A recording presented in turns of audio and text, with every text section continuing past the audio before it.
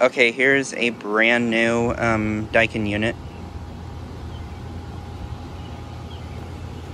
It replaced a Heil unit, just like that one right there.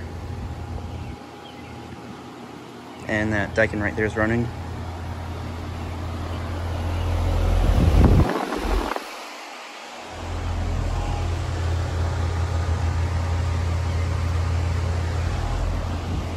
I can't see the data, but I assume it's brand new from 2022. It has a Copeland scroll compressor with a compressor sound blanket.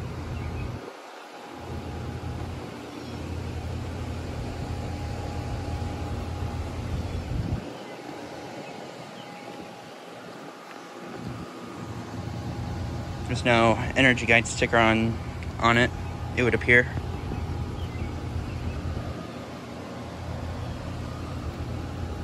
I would assume it has been running.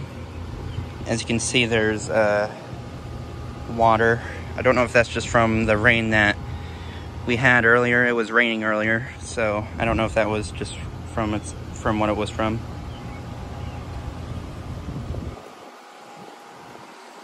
But yeah, nice new unit.